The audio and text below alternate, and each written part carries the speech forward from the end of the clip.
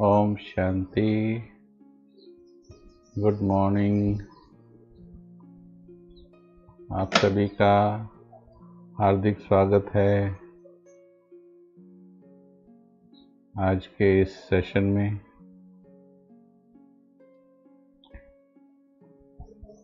आज तीसरा दिन है हमारा इस विषय का।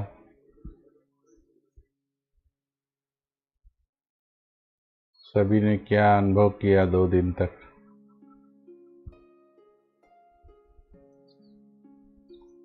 थोड़ा सा अनुभव शेयर कीजिए, फिर हम आज का चिंतन करेंगे और क्या मदद मिल रही है कुछ ये भी बताएंगे।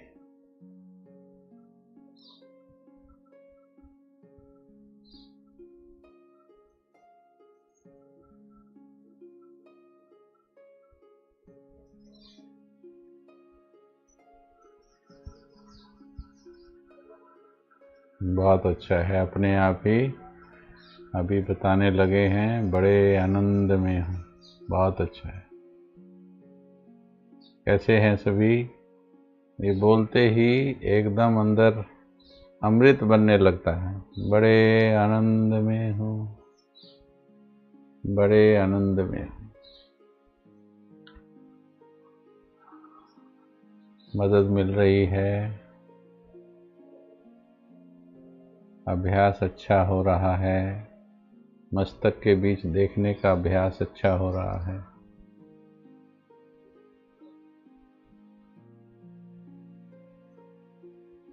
लक्ष्मी बनने का अभ्यास किया कर। बहुत अच्छा है, एकदम हल्का फील हो रहा है। बार बार अगर अपने इस स्वरूप को देखते रहेंगे जब भी समय मिला, बहुत शांत मन सीट पर सेट रहा, भरपूरता का अनुभव हुआ। चित्र से ही चरित्र है, सिर्फ चित्र को देखना मात्र ही बहुत कुछ कर देता है। इसलिए बार बार अपने लक्ष्य को देखना आवश्यक है। किसी ने बनाने की तरफ भी पुरुषार्थ किया, 5.5-6 फुट के लक्ष्मी नारायण अपने घर में रखने का किसी ने किया हो पुरुषार्थ?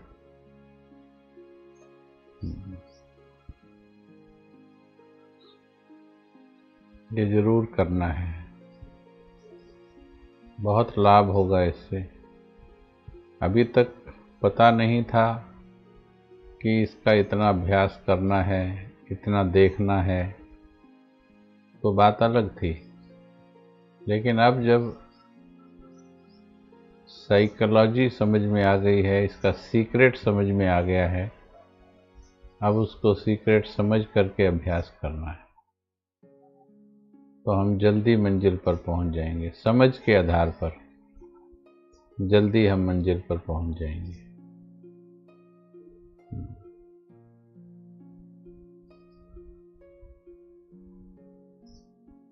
अमृत वेला भी अच्छा हुआ अभ्यास करने के बाद। ठीक है। व्यर्थ संकल्प कम हो गए, ये बता रहे हैं, व्यर्थ संकल्प कम हुए हैं। ठीक है।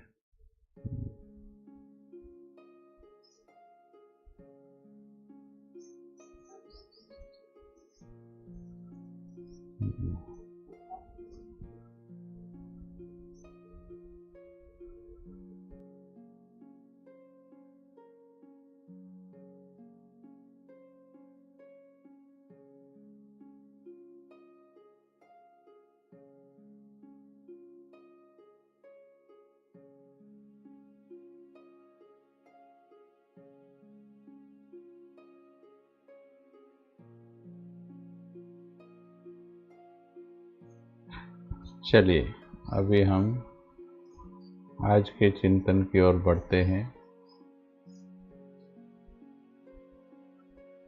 जितना अटेंशन बढ़ाते जाएंगे उतना ही हम सफलता की ओर बढ़ते चले जाएंगे। इसलिए निरंतर अपने मन को पॉजिटिव संदेश देते चलें।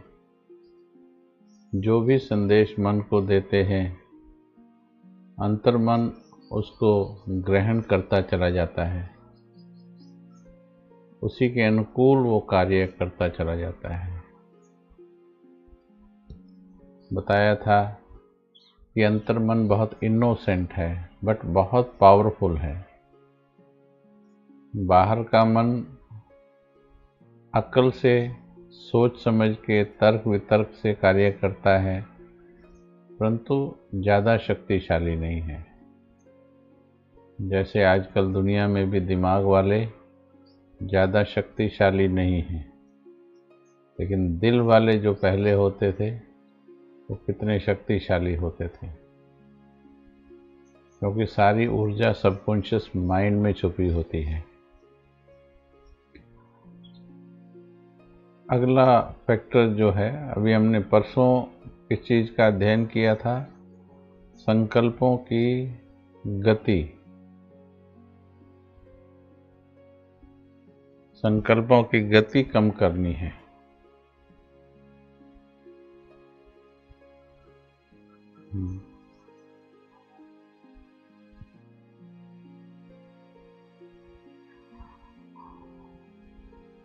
तो बस आपने कई समस्याएं लिख रहे हैं कई भाई बहन, एक एक समस्या मत लिखिए, समाधान पर टिकाइए। अगर समस्याओं पे टिकेंगे, एक की करोड़ों समस्याएं हैं। हर देहधारी के साथ कुछ न कुछ शिकायत, गिला शिकवा, कुछ नाराजगी, कुछ ऊपर नीचे नेगेटिविटी, परिस्थितियों के प्रश्नों के भंडार में रह जाएंगे तो पूरा जीवन कभी भी सारे प्रश्न स्पष्ट नहीं होंगे। निवारण स्वरूप बन जाओ। प्रश्न पूछने की प्रवृत्ति खत्म नहीं तो कम कर दो। मुझ आत्मा ने तो खत्म कर दी थी। रियल में पूरी लाइफ में समस्या का प्रश्न किसी से नहीं पूछा, जिज्ञासा के 3-4 प्रश्न पूछे हैं बस। जिज्ञासा के भी ज़्यादा नहीं पूछे, 3 या 4 प्रश्न जिज्ञासा के पूछे हैं। आदरणीय जगदीश भाई जी से, आदरणीय आशा दीदी जी से, आदरणीय सूरज भाई जी से, बस 3 या 4 प्रश्न ऐसे पूछे। लेकिन जब ये मन में ठान लिया कि मुझे उत्तर मिलेंगे, मेरा बाबा मुझे उत्तर देगा, सबसे बड़ा ज्ञान मुझे प्राप्त हो गया है, बस थोड़ा धैर्य रखना पड़ता है।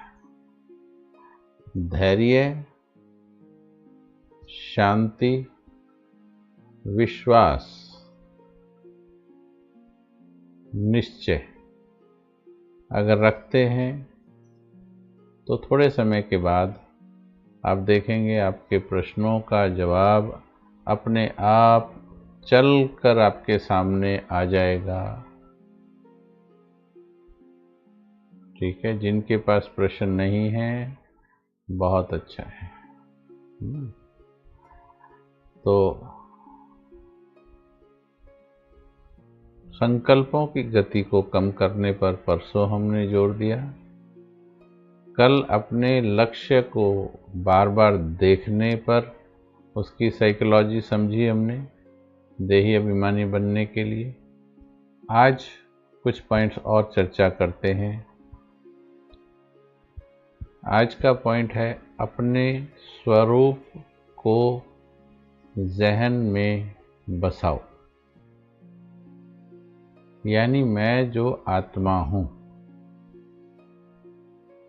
मैं कैसी हूँ, मैं कौन हूँ, ये प्रश्न अभी खत्म नहीं हुआ है। इसीलिए मैं कौन हूँ को सबसे अद्भुत पहेली कहा जाता है।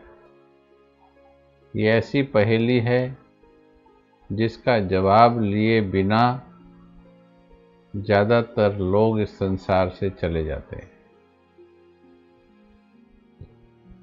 आप अगर इतिहास के पन्ने पलट कर देखेंगे, बहुत से मनुष्यों ने जो बाद में बड़े संत बन गए, विवेकानंद जी, परमहंस जी, दयानंद जी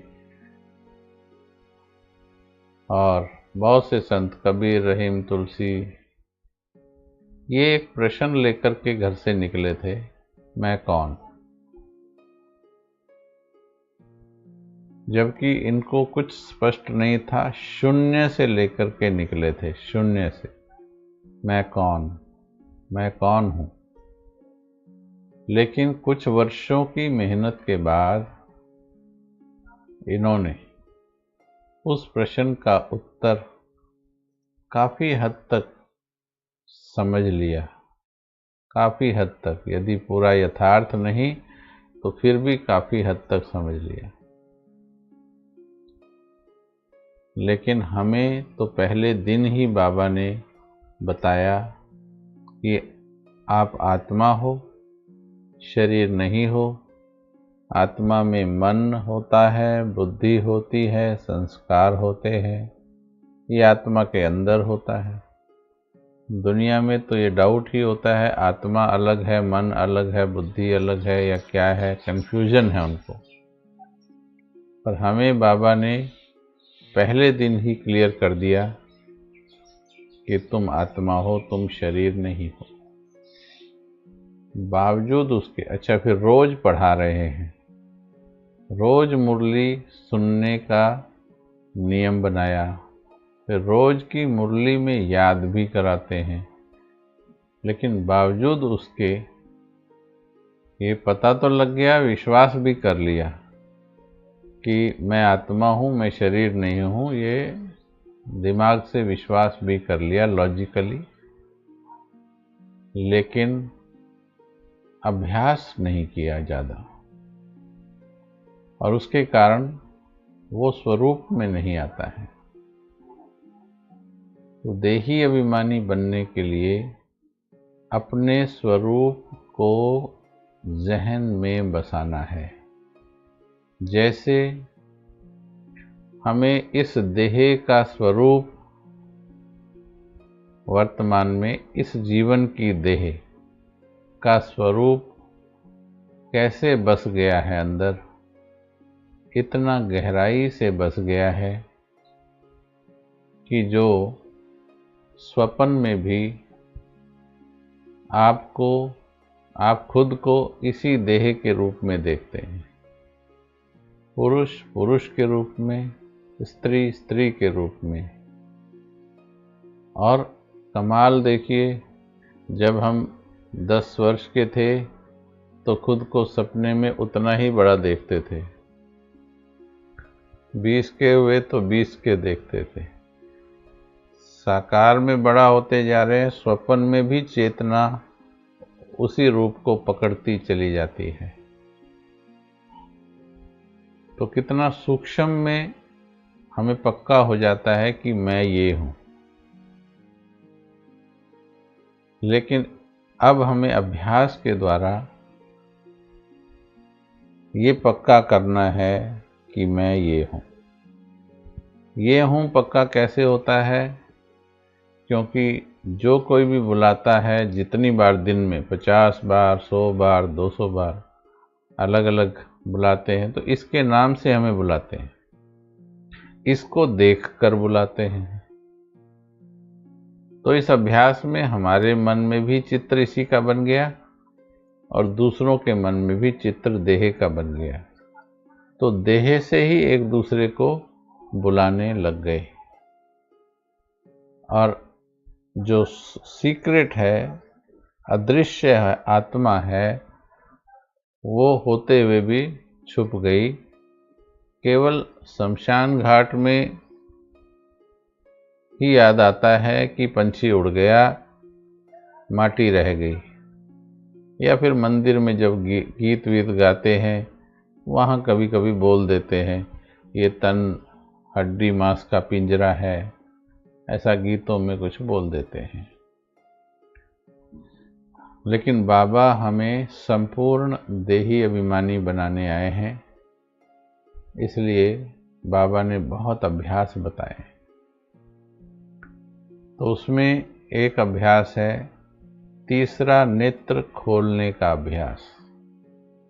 अपने तीसरे नेत्र को जागृत करो। ये बीच में कई बार बताया है, लेकिन ये बहुत ज़रूरी है। बार बार इसका अभ्यास करना ज़रूरी है। 63 जन्मों में कितनी बार, या इस जन्म में भी इस देह को कितनी बार मैं समझा होगा। अब सोचिए आत्मा कितनी बार समझना पड़ेगा, ताकि हमारी चेतना जो देह में और देह के संबंधों में, वस्तुओं में चली गई, वो हमारी वापस लौटकर मस्तक में आ जाए। लेकिन इसमें बाबा की मदद से बहुत जल्दी हम सफलता पा सकते हैं। तो मैं एक आत्मा हूँ, एक हो गया जानना, ज्ञान, एक हो गया ज्ञान। मैं एक आत्मा हूँ, एक होता है भान। भान माना कॉन्शियसनेस। मैं आत्मा हूँ, ये पहले दिन पता लग गया। ऐसी होती है, बिंदु स्वरूप होती है, इसे कहते हैं ज्ञान। लेकिन भान क्या है? जब उस चेतना में टिक जाते हैं, वो भान होता है। कुछ ऐसी अदृश्य चीजें हमारे चारों तरफ हैं, जो अदृश्य होते हुए भी हमें उनका भान है कि वो हमारे चारों तरफ हैं। जैसे वायु।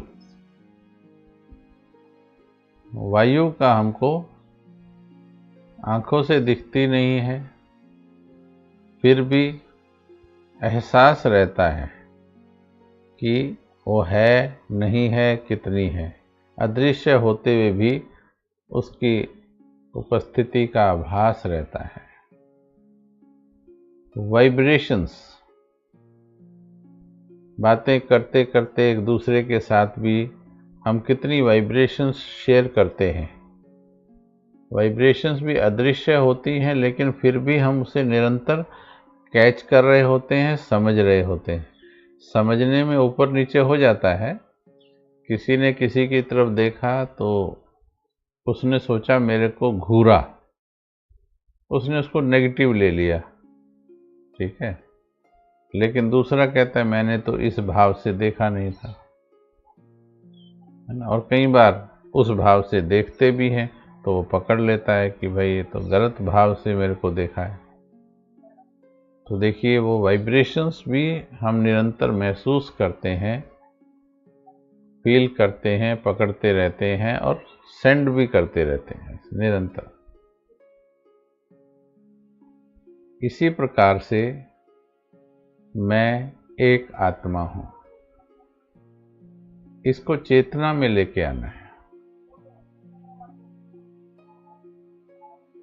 ताकि हमारा ध्यान, ये पीछे देखो नारायण जी और लक्ष्मी जी,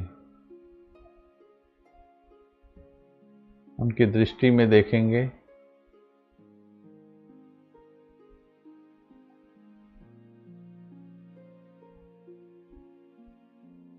पूरे नेत्र खुले हैं, लेकिन फिर भी देखो नेत्रों के भान से समझ में आ रहा है, नेत्रों की स्थिति से भले ही बाहर देख रहे हैं, लेकिन फिर भी वो टिके हुए अंदर ही है, चेतना टिकी हुई है। इसको बार बार देखने से ये बात समझ में आएगी आपको, और बार बार देखने से ही फिर ये महसूसता में आएगी ये बात कि मुझे कैसे करना है। जब समझ में आ जाएगी, फिर जब आप दृढ़ संकल्प लेंगे, क्योंकि इसमें एक फैक्टर और काम करता है, जब आप देही अभिमानी होने का संकल्प कर लेते हो, आपने संकल्प किया मैं गुस्सा नहीं करूंगी, मैं आज बहुत मीठी देवी जैसी रहूंगी, परंतु ये संकल्प आपने किया है, आपके घर वालों ने नहीं किया है। तो आप जैसे ही उनके साथ कर्म व्यवहार में गए, उनका बॉडी कॉन्शियस, उनका क्रोध, उनका चिड़चिड़ापन, उनके शब्द हमारे संकल्प को क्रश कर देते हैं, ध्वस्त कर देते हैं। क्लास सुनते वक्त बड़ा अच्छी तरह संकल्प लिया था और सोचा था आज तो करेंगे ही, थोड़ी देर सफलता भी मिलती है, और किसी का संकल्प बहुत दृढ़ होता है तो उसको पूरी सफलता भी मिलती है। लेकिन फिर भी कोई कोई परिस्थिति, कोई व्यक्ति ऐसा आ जाता है कि जो आपके संकल्प पर भारी पड़ जाता है, तो वो हमारी चेतना को, जो हमने डिसाइड किया कि मस्तक के बीच में रखेंगे, यहाँ से खींच कर ले जाता है। और उसका कारण होता है कुछ ना कुछ विकार, कुछ ना कुछ इच्छाएं। अगर हमारी इच्छाएं ना हो, विकार ना हो, तो फिर दूसरा कोई हमें यहाँ से खींच नहीं सकता है। इसलिए बाबा ने 3 शब्द कहे, निराकारी, निर्विकारी, निरअहंकारी। यानी निराकारी वही बन सकता है जो निर्विकारी होगा, विकार रहित, अहंकार रहित जो होगा वो निराकारी यानी बिंदु बन सकता है, वो टिका रह सकता है। कुछ हमारी खुद की इच्छाएं होती हैं, हमारे ही आकर्षण होते हैं, हमारा ही किसी के प्रति लगाव होता है, हमें ही किसी की चिंता होती है, तो वो हमें यहाँ से खींच के ले जाती है। इच्छाएं, कई बार हमारी इच्छा नहीं होती पर हम कमजोर होते हैं, तो दूसरा नेगेटिविटी पावरफुल है उसकी, तो वो नेगेटिविटी जो है हमें न चाहते भी खींच कर ले जाती है। ऐसा बहुत होता है। तो यहाँ पर हम क्या करते हैं, क्योंकि हम चाहते नहीं हैं, फिर हम मजबूर हो जाते हैं, पराधीन हो जाते हैं, और पराधीन सपने हो सुख नहीं। पराधीन कभी सपने में भी सुखी नहीं हो सकता। पराधीन होने के बाद फिर हम दोष दूसरे को रखना शुरू कर देते हैं, क्योंकि हमें इतना तो पता होता है मेरा दिल नहीं था। भाई किसी ने आपको जबरदस्ती खिला दिया, तो उसमें आप क्या कहते हैं, मेरी इच्छा नहीं थी लेकिन उसने जबरदस्ती खिला दिया। परंतु इसमें एक चीज और देखने की है कि तुम्हारी इच्छा तो नहीं थी, पर तुम्हारे पास शक्ति भी तो नहीं थी। अगर तुम्हारी इच्छा में शक्ति होती तो फिर दूसरा नहीं खिला सकता था। ठीक ऐसे ही अगर तुम्हारी इच्छा में शक्ति है कि मुझे लक्ष्मी जी बनना है, मुझे तो नारायण बनना है, कोई मुझे रोक नहीं सकता, तो इस संकल्प में इतना पावर भरनी है। एक उदाहरण देते हैं आपको। एक आग का अंगारा अगर आप लेते हो, उस अंगारे को एक कटोरी में डालिए, वो अंगारा कटोरी के पानी को सुखा देता है, उड़ा देता है। तपता हुआ अंगारा कटोरी के पानी को उड़ा देता है। उसी अंगारे को समंदर में डालिए, अब क्या होगा, समंदर अंगारे को खत्म कर देगा, विलीन कर देगा। ठीक है जी। यहाँ पर क्यों ऐसा हुआ? अगर कोई दूसरा अंगारा यानी देह भान वाला व्यक्ति, क्रोध वाला व्यक्ति, ईर्ष्या द्वेष वाला व्यक्ति अगर आपके नजदीक आया, आप शांति में थे और शांति में ही रहना चाहते थे, परंतु वो नजदीक आया, 1-2 मिनट उसने बात की, बस फिर आपकी भी शांति खत्म हो गई, भंग हो गई। ऐसा होता है या नहीं होता है? 1 डालकर उत्तर लिखेंगे, 1 डालकर। अगर आपकी शांति भंग हुई तो इसका मतलब विजय किसकी हुई? उसकी विजय हो गई। तो शक्तिशाली कौन हुआ? वो हो गया, क्योंकि जीत वो गया है। वो जीत गया है इसलिए वो शक्तिशाली है। ठीक है? हम हारे क्यों? उसका सीक्रेट है क्योंकि वो अंगारा था, मैं कटोरी था। अगर मैं समंदर होता तो अंगारे का पता भी नहीं पड़ता। देखो, मेजॉरिटी यस लिख रहे हैं, लगभग सभी का ही यस है। ठीक है? देखो, 1-2 को छोड़कर सभी का यस है। जिसने अभ्यास अच्छा किया है उनका, जिन्होंने मन को ट्रेन कर दिया है उनका नो भी आएगा। ऐसी सफलता भी तो होती ही है। ठीक है?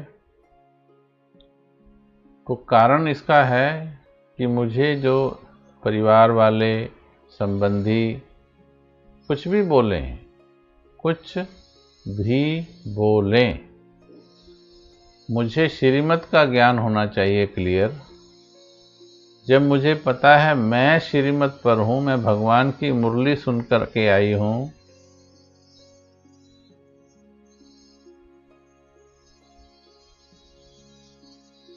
भगवान ने बोला है, बच्चे, मीठे बच्चे, बहुत प्यार से बोला है, तुम्हें सभी को मस्तक में देखना है और खुद भी मस्तक में टिक करके आत्मा समझ के बात करनी है। ठीक है? तो भगवान ने कहा तुम्हें मस्तक में देखना है। अब देहधारी हमको मस्तक से नीचे खींचता है, तो ये पक्का कीजिए मुझे किसकी बात माननी है।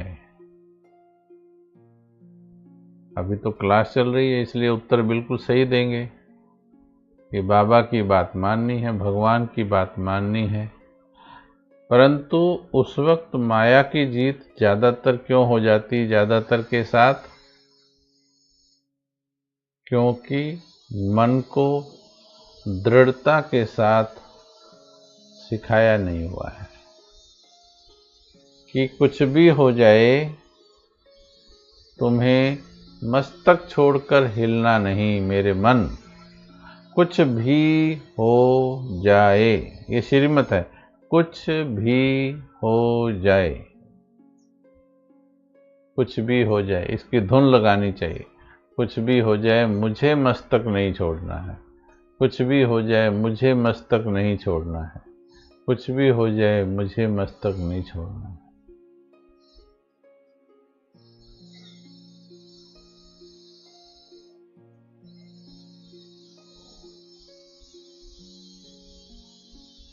मुझे मस्तक नहीं छोड़ना है। जब ये पक्का करते हैं तो आपको यहां टिकने का एहसास हो जाता है और ये एहसास बढ़ता चला जाता है। कुछ भी हो जाए, तो इसको बहुत पक्का करना पड़ेगा आपको। तो अपने स्वरूप को देखने का अभ्यास करने के लिए कई बार सेल्फ ट्रांसफॉर्मेशन में तो नियम ही है ये, क्योंकि बाबा की श्रीमत है ये। योग में कैसे बैठना है? आंखें खोल कर बैठना है। योग में क्या? आंखें खोल कर बैठना है, आंखें बंद नहीं करनी। अब इसके लिए लॉजिक्स बहुत हैं, इसका साइंटिफिक प्रूफ्स बहुत हैं, यानी साइंटिफिक लॉजिक्स हैं इसके, और प्रैक्टिकल अनुभव हैं इसके। परंतु सबसे बड़ी बात, आप तो बाबा के बच्चे बैठे हो, ठीक है, बाबा के बच्चे हो। आपको सिर्फ इतना सोचना है कि बाबा ने क्या बोला है, उसके साइंटिफिक लॉजिक्स नहीं ढूंढने हैं। अपने लिए कम से कम, दूसरों को स्पष्ट करने के लिए जब तक आपके अंदर विश्वास नहीं। मैं अपनी बात मैं सुनाऊं तो मानो कोई पूछे कि लहसुन प्याज क्यों नहीं खाना, सुनिएगा, लहसुन प्याज क्यों नहीं खाना, तो कई भाई बहन कहते हैं क्या जवाब दें दूसरों को।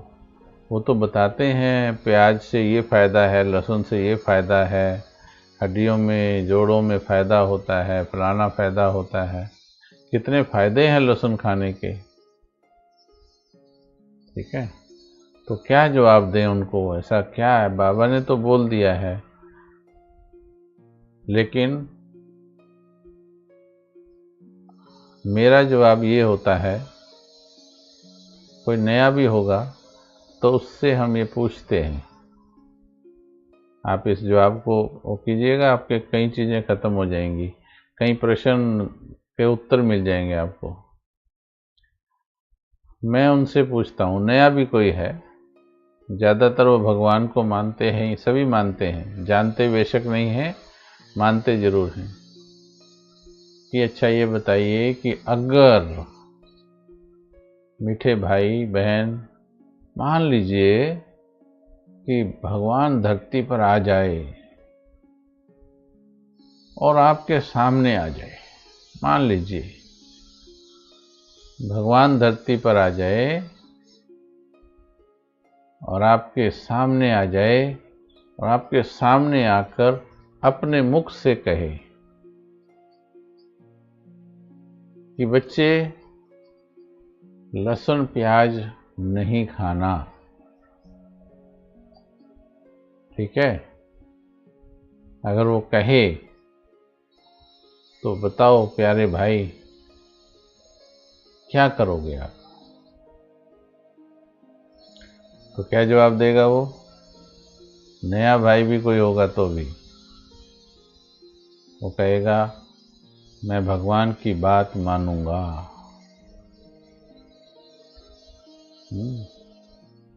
ये कोई लिख रहे हैं लहसुन तो दवाई है, इसका मतलब भगवान की बात समझ में ना आई है।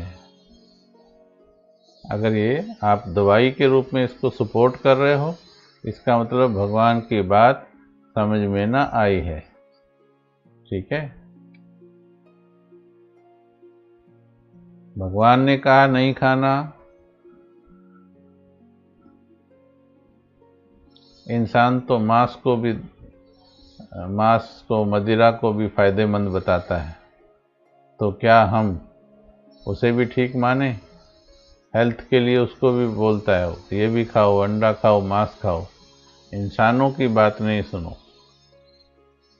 हर चीज़ की प्रवृत्ति होती है। चलिए तो एक हम आपको उत्तर दे रहे हैं, लॉजिक्स नहीं देंगे हम, लॉजिक्स की ज़रूरत ही नहीं है। जब बाबा ने बोल दिया कि नहीं खाना है, उसके बाद कुछ सोचना बाकी रहता है? 2 नंबर डाल के यस और नो बोलो। जब बाबा ने बोल दिया नहीं खाना है, उसके बाद पहले खुद के लिए कोई लॉजिक रहता है? यस और नो, कोई लॉजिक है? यस और नो। अगर लॉजिक मांगता है मन तो समझो भगवान पर निश्चय नहीं है, दिमाग वाले हो, दिल वाले नहीं हो। हाँ, अब कहते हो दूसरों के समझाने के लिए, वो हम बता रहे, तो हम तो नए को भी बोलेंगे, वो खुद उत्तर देगा कि अगर भगवान सामने आ जाए तो फिर मैं नहीं खाऊंगा, अगर वो मेरे को बोल दे तो, राइट। तो फिर अगला सेंटेंस हमारा ये होता है कि भैया भगवान धरती पर आ चुका है, उसने बिल्कुल रूबरू मेरे सामने आकर के कहा है। इस बात पर वो मुझे पागल कहेगा या कुछ भी कहेगा, हम इससे डर जाते हैं। ये भी हमारी कमजोरी है। जब मुझे भगवान मिल गया है तो मुझे भगवान मिलने पर भी आत्मविश्वास नहीं, और उनको भगवान मिले बिना हमसे जीत रहे वो। इसका मतलब भगवान की शक्ति हमें नहीं मिल रही है, विश्वास की शक्ति नहीं आ रही है, हम कह नहीं पा रहे हैं विश्वास से। तो ये विश्वास आपका अभ्यास आपको बढ़ाना है, आपको ये निश्चय बढ़ाना है। तो मैक्सिमम प्रश्न जो हैं इस विधि से खत्म हो जाएंगे। बात हमारे देही अभिमानी की चल रही है, क्योंकि इसमें ही सारी बातें आती हैं। आप देही अभिमानी बनने का संकल्प लेकर कर्म क्षेत्र पर उतरते हैं। देह अभिमानियों की दुनिया है, और एक नहीं है, चारों तरफ घेरे पड़े हैं। अभिमन्यु को घेरे पड़े हैं सारे कौरव, ठीक है। तो ऐसे में अगर आप संकल्प दृढ़ रखते हैं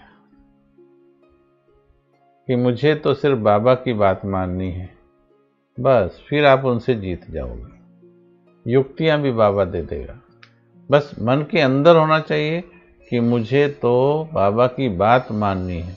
एक दिन में नहीं तो 2 दिन में नहीं तो 4, 10 दिन, महीना, 2 महीना में आपके अंदर वो पावर आ जाएगी, और फिर आप जीत जाएंगे। ठीक ऐसे ही जब हमें दूसरों के संपर्क में जाना है तो मुझे मस्तक में देखना है सभी को, मस्तक में देख करके मुझे सभी से बात करनी है, क्योंकि बाबा ने ऐसा कहा है।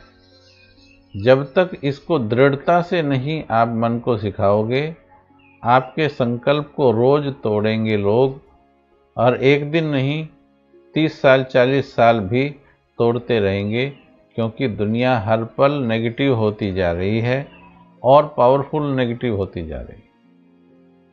आपको बहुत दृढ़ संकल्प रचने पड़ेंगे, ज्वालामुखी संकल्प रचने पड़ेंगे, तब आप सफल हो पाएंगे। ढीले संकल्पों से नहीं। लक्ष्मी नारायण बनना कोई मासी का घर नहीं। लेकिन अगर विधि पता लग गई तो बहुत सरल लगेगा, फिर आपको बहुत आसान, बहुत आनंदकारी लगेगा। तो अपना तीसरा नेत्र खोलना है, चलते फिरते भी खुद को आत्मा समझना है, निश्चय करना है कि मैं आत्मा हूं। और खासकर जब बैठ के योग करते हैं तो दृष्टि खोल करके, कैसे? दृष्टि खोलकर, दृष्टि को टिकाकर, मन बुद्धि संकल्पों को टिकाकर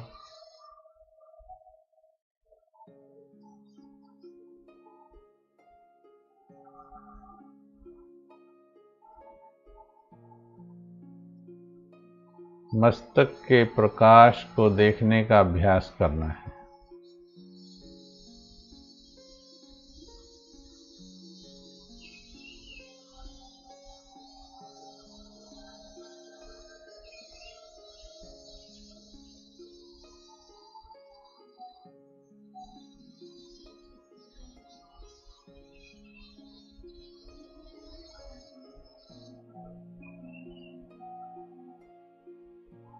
पहले मन टिकने लगेगा, पहले तो भटकता है, भटकता भटकता मन पहले टिकने लगेगा, फिर धीरे धीरे आपको अपना प्रकाश दिखने लगेगा। आंखें खोल के भी पीछे देखो, लक्ष्मी नारायण को आंखें खोल कर भी अपना प्रकाश दिखता है। निरंतर ये स्मृति में रहता है, मैं आत्मा हूँ। वो इस देह से ही काम करते हैं, लेकिन वो केवल इतनी चेतना ही छोड़ते हैं शरीर में, एक्स्ट्रा चेतना नहीं छोड़ते हैं शरीर में, एक्स्ट्रा चेतना नहीं छोड़ते हैं। जिसे चंचलता कहा जाता है, जिसे देह भान कहा जाता है, वो चेतना नहीं छोड़ते हैं। जैसे छोटा बच्चा भी शरीर में होता है, पर उसे देह भान नहीं कह सकते, क्योंकि उसे देह का भान होता नहीं। जैसे छोटे बच्चे को देह का भान नहीं, उसे देवता या महात्मा या भगवान ही कहते हैं। देह का भान ना होने से उसके अंदर विकार पैदा नहीं होते हैं, काम क्रोध लोभ मोह नहीं होते हैं। लेकिन ये समय केवल 2-4 महीने ही चलता है इस जीवन में। 2-4 महीने में ही मम्मी पापा, भाई बहन, चाचा ताऊ सिखा देते हैं, देह भान की शुरुआत हो जाती है। बच्चा भी चीज़ें पकड़ने लगता है, मम्मी पापा को पकड़ने लगता है, बस वो विकार शुरू हो जाते हैं। पहले लोभ मोह अटैचमेंट शुरू होती है, फिर दूसरे विकारों तक भी पहुंच जाती है। तो लक्ष्मी नारायण केवल इतनी ही चेतना प्रवाहित करते हैं, वो विकार नहीं बनते। इसे देह भान नहीं कहते हैं। देह भान वो होता है जो विकार पैदा करे, ठीक है। लेकिन इतना देह के भान की कमी होती है।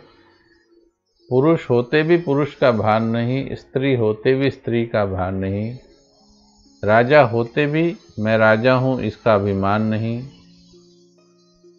प्योर कॉन्शियसनेस, कॉन्शियसनेस की प्योर अवस्था है, जिसके अंदर भान, जो नेगेटिव वृत्तियां उसके अंदर नहीं, जो यहाँ बैठ करके की जा सकती हैं सारी कर्म। बड़ा अध्ययन कीजिए इस देही अभिमानी स्थिति के ऊपर। ये लक्ष्मी नारायण का तस्वीर जब लगाएंगे तो आप बार बार जब चिंतन करेंगे इसमें, तो बहुत ठीक है। इसलिए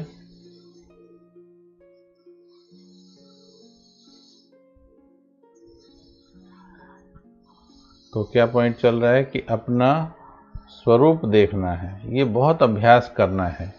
जब आंखें खोल करके बैठेंगे, शुरू में आंखें पूरी खोल करके, लक्ष्मी नारायण की आंखें देखो पीछे कैसी खुली, ब्रह्मा बाबा की आंखें देखो कैसी खुली, ठीक है। पूरी खोल करके दृष्टि टिका करके करेंगे। बीच में अगर कोई थोड़ा थकावट आती है आंखों में, तो हल्की सेमी क्लोज कर सकते हैं, पूरी क्लोज नहीं करनी है।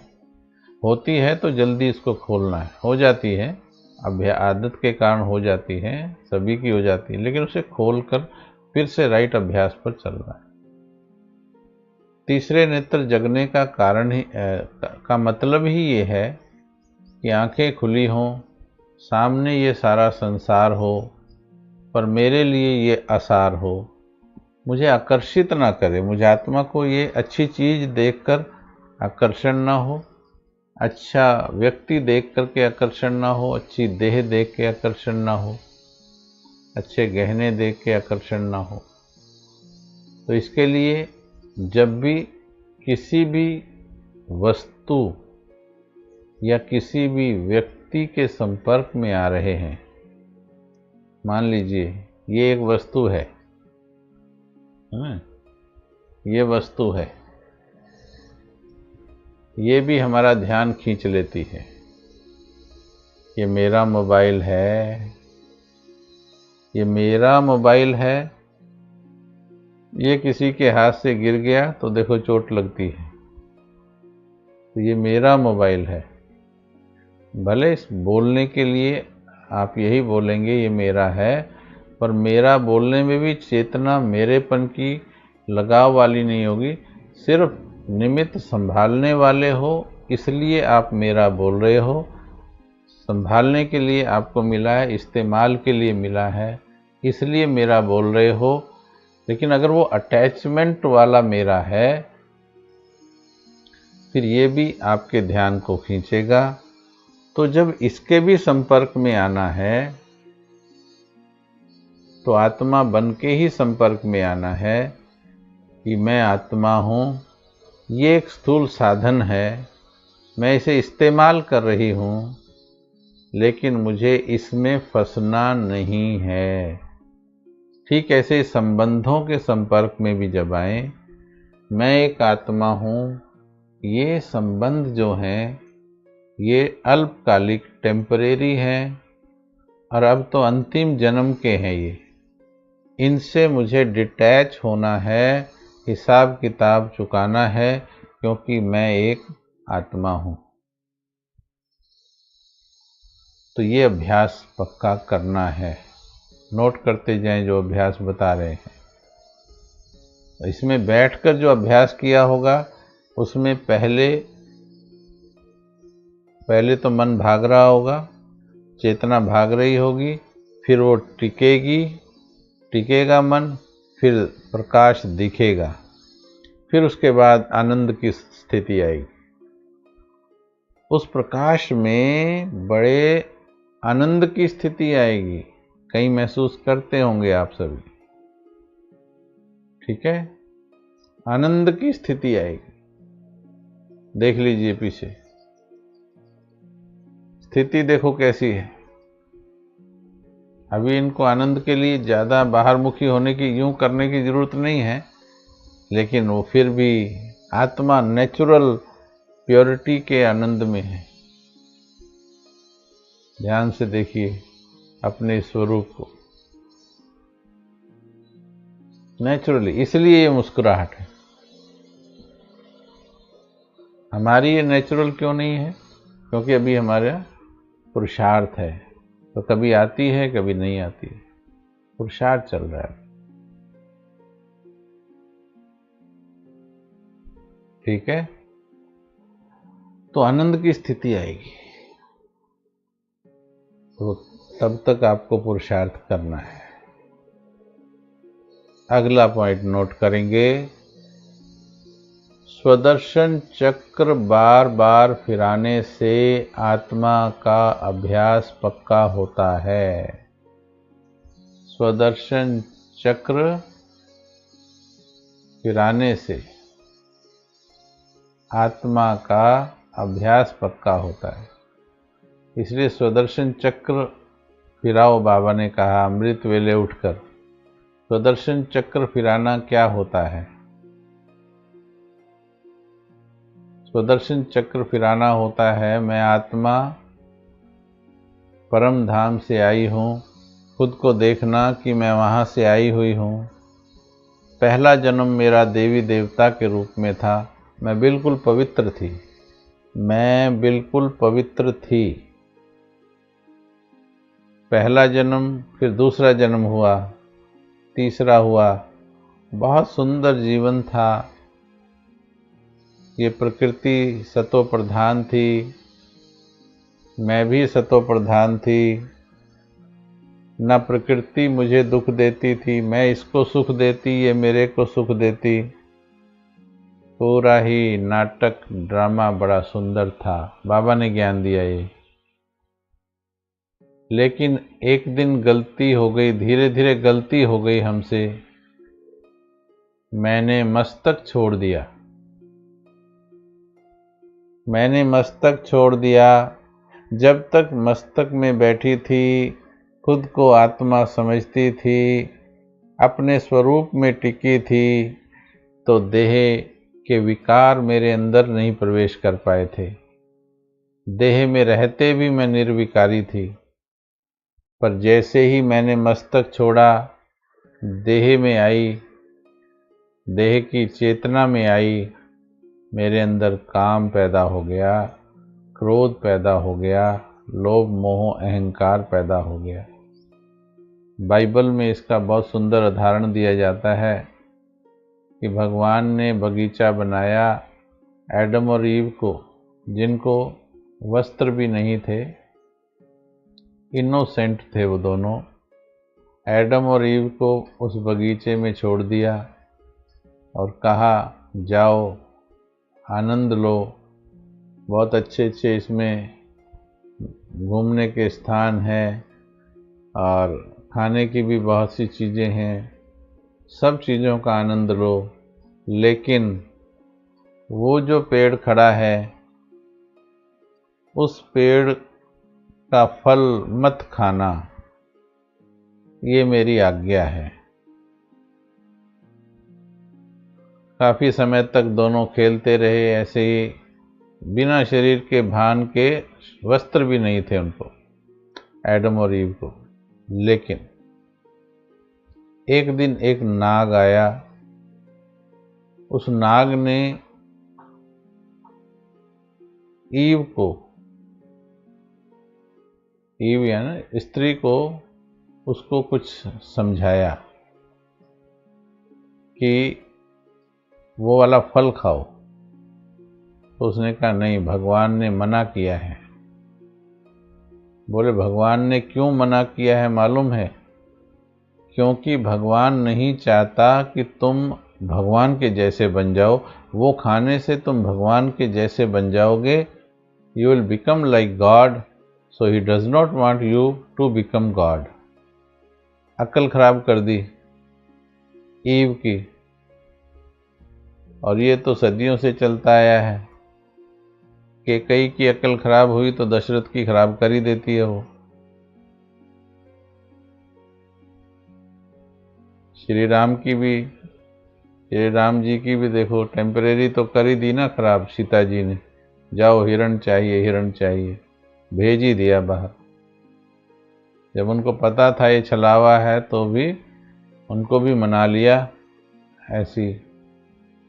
तो वहाँ ईव ने एडम की भी बुद्धि खराब कर दी, दोनों ने मिल कर के फल खा लिया, और जैसे ही फल खाया उनके अंदर देह भान आ गया। तब उनको पता लगा मैं स्त्री हूं, मैं पुरुष हूं। तब फिर वो एक दूसरे से छुप करके भागने लगे। ये कहानी ये हमारी सतयुग त्रेता की है, जब ये एडम और ईव जो ये खड़े हैं, इनको देह का भान नहीं था, स्त्री पुरुष का भी भान नहीं होता। वहाँ पर नेचुरल होता है, पवित्रता नेचुरल होती है, देह भान की चेतना नहीं होती।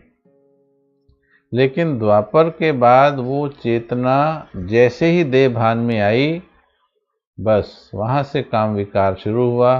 फिर क्रोध लोभ मोह अहंकार, धीरे धीरे विकार बढ़ते चले गए। ये कहानी जो बाइबल में भी लिखी है या फिर जो हमारे शास्त्रों में लिखी है कि श्री कृष्ण खेल रहा था, उसकी बॉल खेलते खेलते तालाब में गई, वहाँ पर वो नाग बैठा था। तो ये श्री कृष्ण की आत्मा खेलते खेलते खेलते जैसे ही द्वापर में आई, तो ये नाग जो 5 विकारों का है, ये बैठा था, उसने डसा तो वो शाम हुआ, तब वो काला पड़ा, नीला पड़ा। ये कहानी हमारी ही है। तो द्वापर से मैंने गलती कर दी, मैं यहाँ आ गई, यहाँ से नीचे उतर गई, धीरे धीरे फिर मैं उतरती चली गई।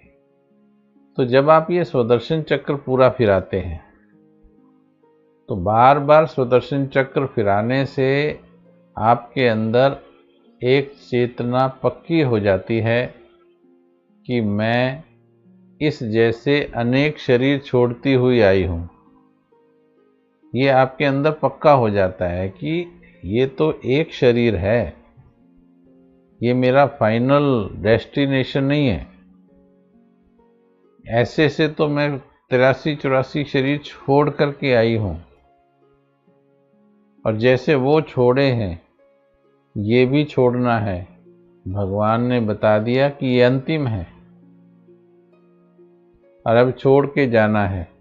इस सारे स्वदर्शन चक्र में आपको ये पक्का हो जाता है कि मैं एक आत्मा हूँ जो सतयुग, त्रेता, द्वापर, कलयुग से घूमती जा रही हूँ। अभी थोड़ी देर के लिए यहाँ टिकी हुई हूँ, बस अब इसको छोड़ने का वक्त आ गया। जब ये अभ्यास करते हो, अब घर जाना है। अगला पॉइंट लिखो कि अब अंतिम शरीर है, अब घर जाना है, अब घर जाना है। अकेली आई थी, अकेले जाना है। ये अभ्यास भी लिखो। स्वदर्शन चक्र, अब घर जाना है, अकेली आई थी, अकेले जाना है। जब ये अभ्यास करते हैं बार बार, तो आपको ये चेतना पक्की हो जाती है कि ये देह टेम्परेरी स्थान है, मेरी कुटिया है, मेरा आश्रय स्थान है, एक सराय है, इसमें मैं टिकी हुई, टेम्परेरी है। जब ये टेम्परेरी है, जैसे किसी धर्मशाला में रहते हैं, जब वो टेम्परेरी रह रहे हैं तो धर्मशाला में रहने वाले लोगों से या वस्तुओं से भी तो टेम्परेरी रिलेशन हुआ।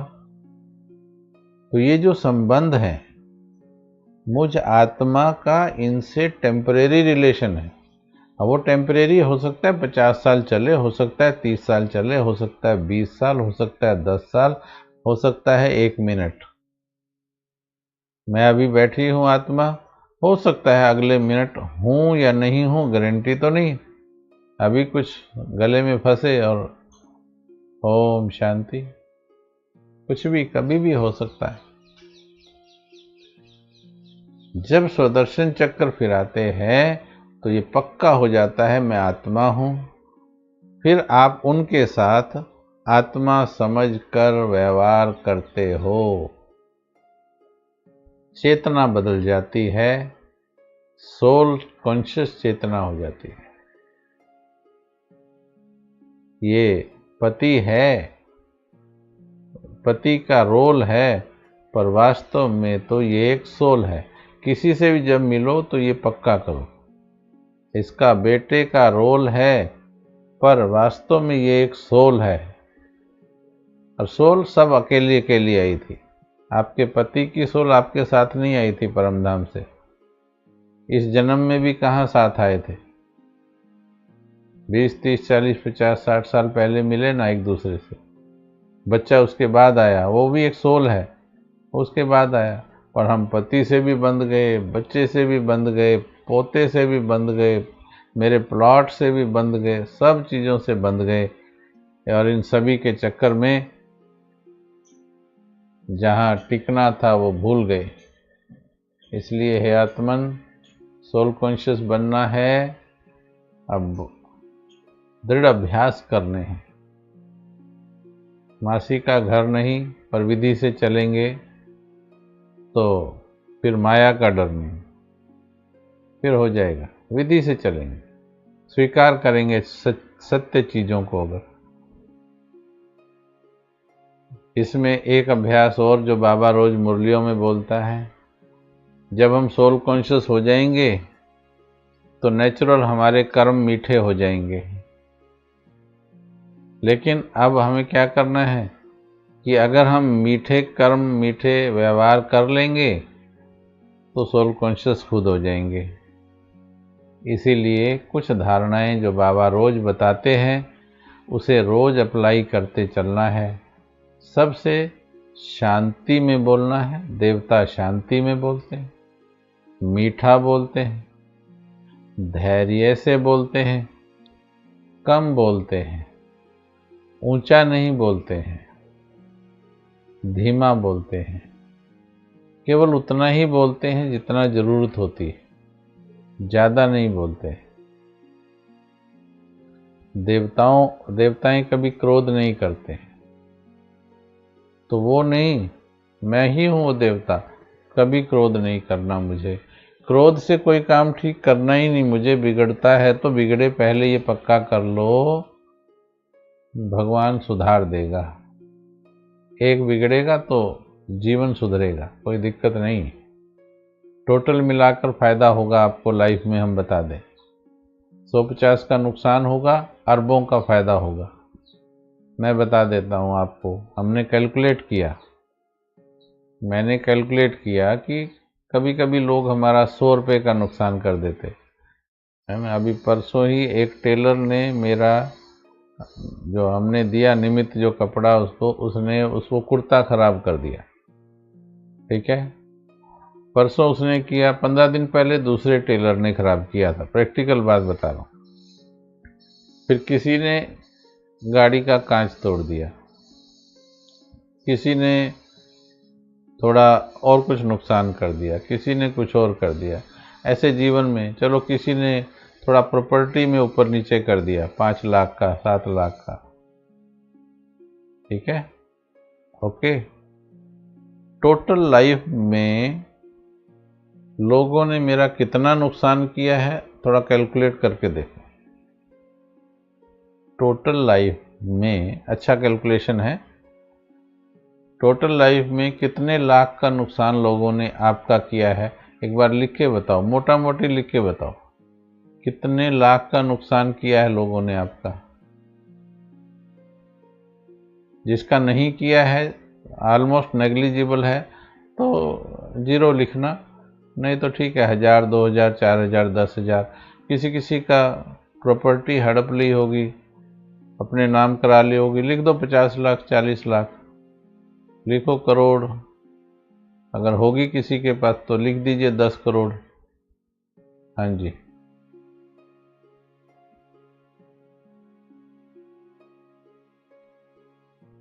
पहले स्थूल बताओ, सूक्ष्म की नहीं। ये भी उत्तर गलत है आपका। 25 लाख, 6 लाख, 12 लाख, 1 लाख, 8 लाख, देखिए अभी हुए हैं नुकसान ना, हमने कहा हुए हैं, हमारे भी हुए हैं, कई बार ऐसे हुए हैं। टोटल मिला के हो गया होगा 8, 10, 15, 20 लाख, ओके।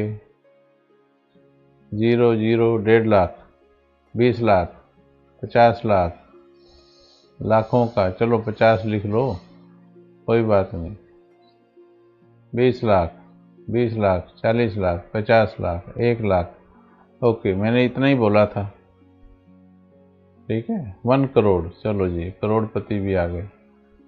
नहीं, अब तो रहे नहीं ना, अब तो ले गए इनका करोड़ को, चलो करोड़ भी गया, उनका गया, प्रॉपर्टी गई, वेरी गुड। 30,000 लो, देखा, मजा आया ना देख करके, है ना। नुकसान देख के मजा आया। नहीं, अभी उत्तर सुनिएगा। उन्होंने नुकसान किया 50 लाख का, राइट, या टोटल मिला के जिंदगी में नुकसान हुआ 50 लाख का, और उन नुकसानों के कारण मैंने किया अपनी स्थिति का नुकसान। किसी ने लिखा था सूक्ष्म नुकसान, सूक्ष्म उन्होंने नहीं किया, सूक्ष्म तो तुम्हारे पास है, तुम्हारा मन तो तुम्हारे पास है, उसके लिए दोषी दूसरे को क्यों दे रहे हो। मैं आत्मा हूँ, मेरा मन है, आज भी मुरली में आया है, मैं आत्मा हूँ, मेरा मन, मैं मन नहीं, मेरा मन, तो मैं मालिक हूँ। तो जब मैं मालिक हूँ तो मेरे शांति का नुकसान किसने किया, वो दूसरों ने किया कि मैंने किया जी। शांति का नुकसान किसने किया, मैंने खुद किया कि दूसरों ने किया। तो टोटल लाइफ में जो नुकसान हुआ वो शांति का नुकसान बड़ा है या पैसे का नुकसान बड़ा है। अगर किसी ने पैसे का नुकसान, चलो हुआ, नहीं होना चाहिए था पर हुआ, किया किसी ने, वो भी कर्मों के हिसाब से किया होगा, ऐसे तो नहीं किया, पर चलो किया, पर हमने शांति का नुकसान किया। अच्छा, मैंने शांति का नुकसान नहीं किया, मानो मैंने बचा लिया, मैंने कहा चलो ठीक है, नहीं होना चाहिए था, पर क्या करें, अभी किसी का गला थोड़ी काटा जा सकता है, अब वो काटेंगे तो फिर कोर्ट में सारी ज़िंदगी भागेंगे, फिर जेल में भागेंगे। चल ठीक है, चलो पावरफुल भी नहीं है, चलो ले गया, धोखे से ले गया या धक्के से ले गया, पर मैंने मन की शांति को बचा लिया।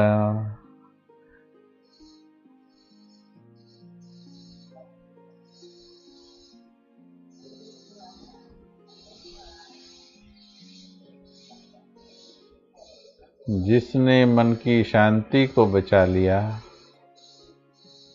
तो विजयी हुआ कि हार गया?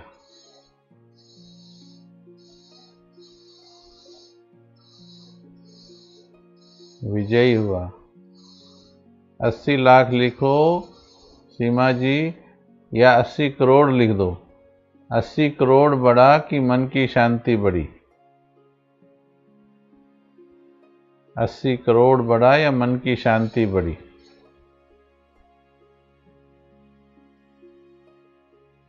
बोलो।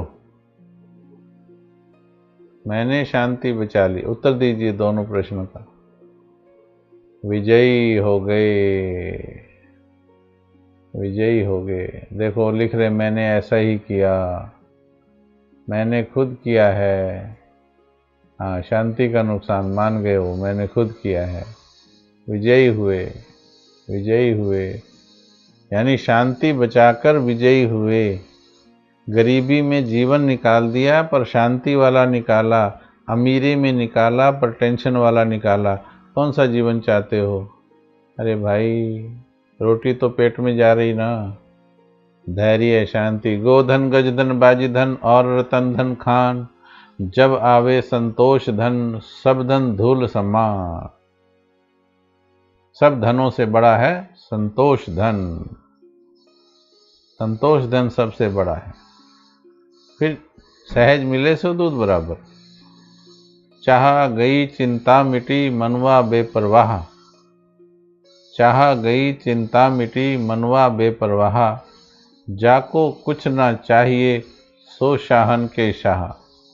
जिन्होंने इच्छाओं पर विजय पाली वो शहनशाह हैं, ना कि अरबों वाले शहनशाह। देखिए, अब उत्तर सही दे रहे हो बिल्कुल, लेकिन दुनिया ने गलत पाठ पढ़ा दिए हैं। इन बातों को वो गलत बोलती है। गुस्से का बदला शांति से देने को दुनिया गलत बोलती है, ठीक है। क्षमा करने को दुनिया गलत बोलती है। किसी ने नुकसान कर दिया, उससे भिड़ करके सिर तुड़वा लो, संबंध खराब कर लो, सब कर लो, उसको वो ठीक बोलेगी। जेल चले जाओ, कोर्ट चले जाओ, आत्महत्या कर लो। आत्महत्या तक पहुंच ही जाएंगे जब सिर टकराएंगे बार बार किसी से और हो पा नहीं रहा है तो सुसाइड पर जाते हैं। फिर उससे अच्छा क्या मेहनत से आधी रोटी कमा के खाने वाला जीवन नहीं है क्या? ठीक है जी। तो इसलिए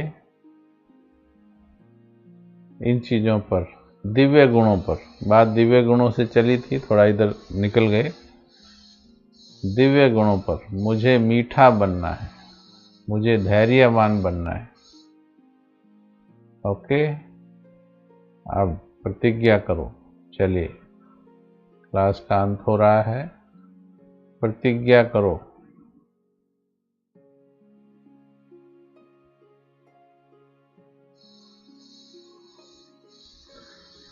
सुषमा जी लिख रहे, उस समय अपनी शांति को ख़त्म कर दिया, अब हम पूरी कोशिश करते हैं तो नहीं हो पाता है। इसमें बाबा शब्द यूज करो। तन मन धन सब क्या बोलते हैं? तेरा। अभी इनको बोलेंगे ना, किसका है आपके पास धन, तो बोलेंगी बाबा का। सुषमा कौर जी, धन किसका है? लिख के बताओ। चलो 2-4 मिनट और ले लेते हैं। लिख के बताओ धन किसका है? सुषमा कौर जी, बाकी जवाब मत दीजिए। सुषमा कौर जी को लिखने दीजिए। धन किसका है? तन मन धन, धन किसका है?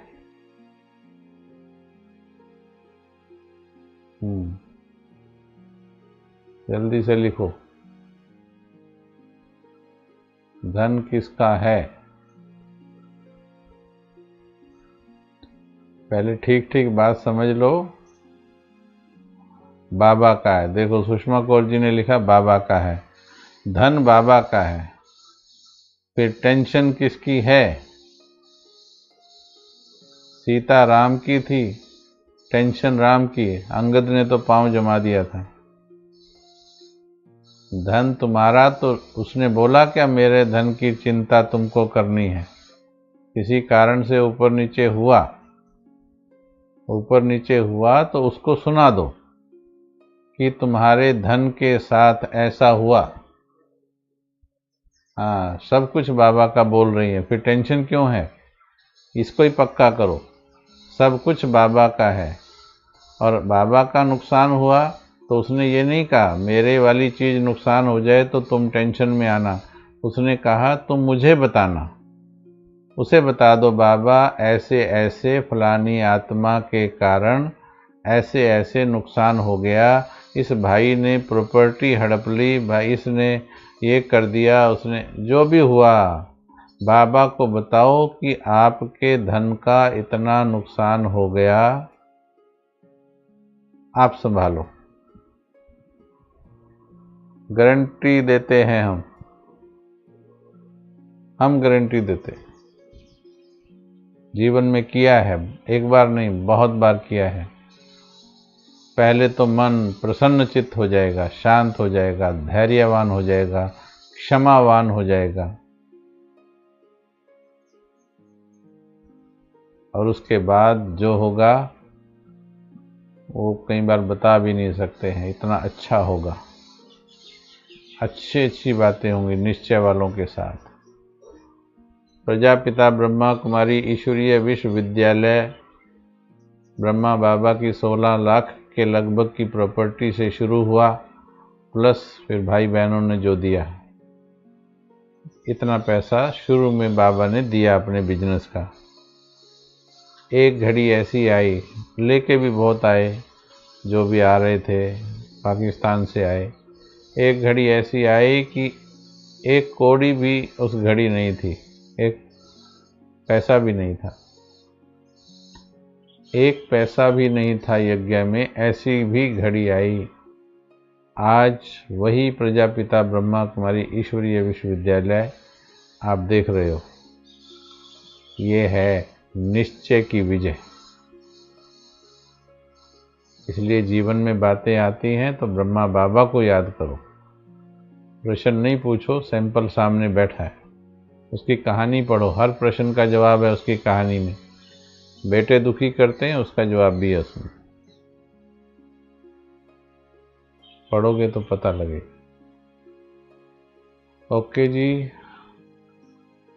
तो उम्मीद है देही अभिमानी स्थिति की कुछ स्पष्टीकरण हुआ होगा।